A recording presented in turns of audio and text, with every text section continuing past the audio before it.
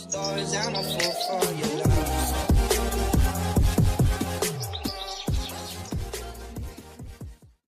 السلام عليكم ورحمة الله تعالى وبركاته.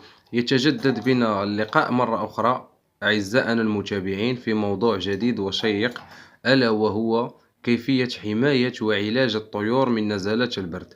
طبعا كما تشاهدون أمامكم فهذه أنثى الحسون يعني أصيبت بنزلة برد. هي الآن يعني نافشة الريش يعني وقليلة الحركة، يعني تأكل فقط وثم يعني تعود إلى المجتمع يعني وتبقى طوال الوقت يعني لا تتحرك إلا للأكل أو الشرب.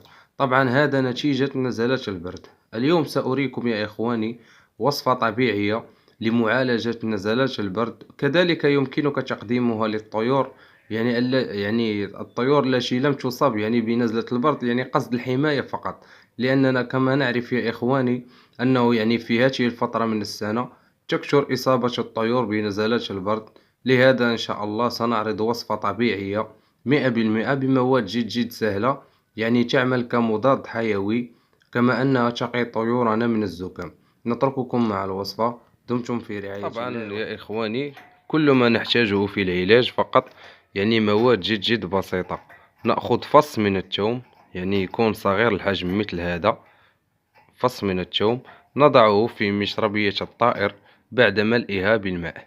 نضعها هكذا في مشربية الطائر. بعد ذلك يعني نضيف 5 قطرات من الليمون، 5 قطرات فقط، 1 2 3 خلاص. بعد ذلك يا إخواني نقوم يعني بتحريك الخليط جيدا هكذا، نحرك.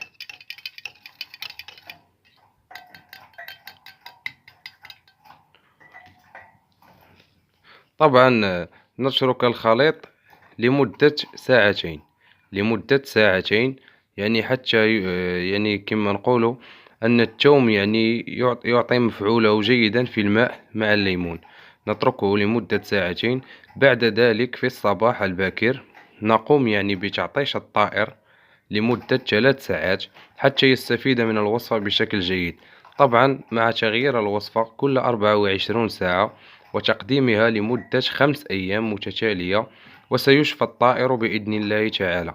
وصفة يعني طبيعية جد طبيعية، كما أن يعني مضاد حيوي يعني وصديقة للأمعاء، تقضي على البكتيريا والعديد من الأمراض. أتمنى أن ينال الفيديو إعجابكم إن شاء الله. لا تنسوا لايك يا غاليين، ودعمنا بزر الاشتراك حتى تستمر القناة في تقديم كل ما هو جديد.